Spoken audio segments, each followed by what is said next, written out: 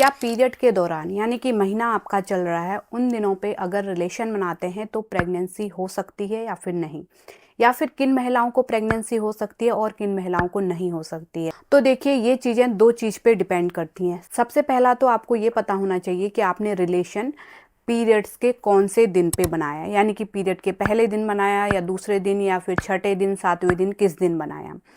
और दूसरा ये पता होना चाहिए कि आपकी पीरियड साइकिल कितने दिन की है। अगर आपके पीरियड साइकिल शॉर्ट होगी, यानी कि 21 से लेके 25 दिन के बीच में आपको पीरियड आते हैं, यानी कि आपको 21 दिन में पीरियड आते हैं, यानी कि 21, 22, 23, 24, 25 इन दिनों के बीच में आपको पीरियड आते हैं, तो इसे हम शॉर्ट साइकिल कहते हैं। तो सबसे पहला, अगर आपने पीरियड के लास्ट दिन संबंध बनाया होगा, जैसे आपकी पीरियड चलती है 6 दिन या फिर 7 दिन, आपने पीरियड के छठे दिन रिलेशन बनाया या फिर सातवें दिन बनाया, लास्ट दिन बनाया, और आपकी पीरियड साइकिल 21 दिन की है, तो आपको प्रेगनेंसी का रिस्क हो सकता है। कैसे हो सकता है ये समझ लेते हैं।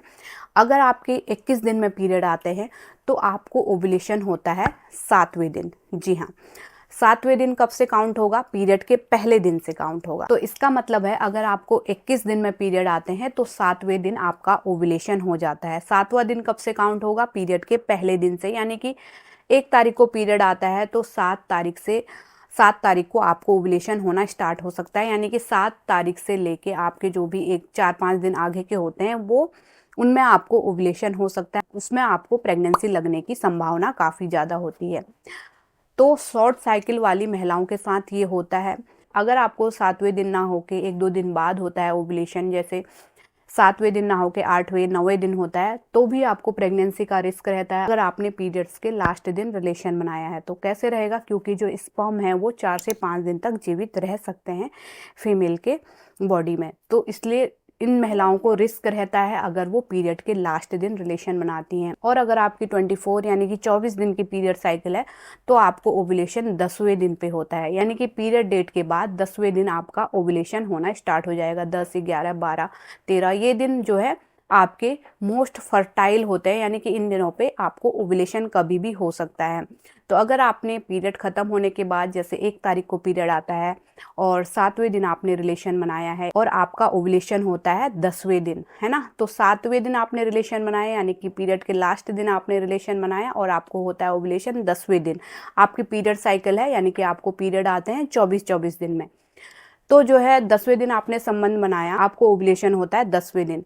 तो यहाँ 7 के बाद 8, 9, 10 ये जो 3 दिन होते हैं, 3 दिन तक आपके जो स्पर्म है वो अंदर जीवित रह सकते हैं। जी हाँ, तो इसमें भी रिस्क होता है अगर आपने लास्ट दिन रिलेशन बनाया है तो उम्मीद करती हूँ आप समझ गए होंगे। यहाँ पे मैं चार्ट भी लगा दूंगी, चार्ट से आप बहुत अच्छे से समझ जाएंगे कि किन दिनों पे आपको प्रेगनेंसी के चांस सबसे ज़्यादा होते हैं अलग अलग पीरियड साइकिल के अकॉर्डिंग। ये वीडियो उन महिलाओं के लिए भी हेल्पफुल रहेगी जो प्रेगनेंसी के लिए प्लान कर रहे हैं। अगर आप इन दिनों पे रिलेशन बनाएंगी तो प्रेगनेंसी के चांस काफ़ी होंगे, और उन महिलाओं के लिए भी ज़रूरी है जो प्रेगनेंसी से बचना चाहती हैं, अनवांटेड प्रेगनेंसी नहीं चाहती, तो उनको इन दिनों पे रिलेशन बनाने से बचना चाहिए या फिर अनप्रोटेक्टेड रिलेशन नहीं बनाना चाहिए।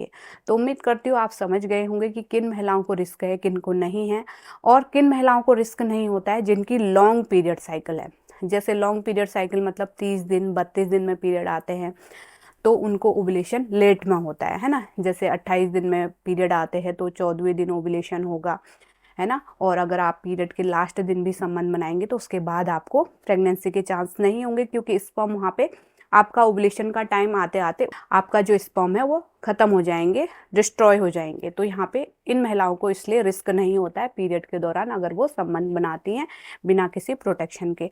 रिस्क किन्हें रहता है? जिनकी शॉर्ट साइकिल है। तो उम्मीद करती हूँ आप समझ गए होंगे।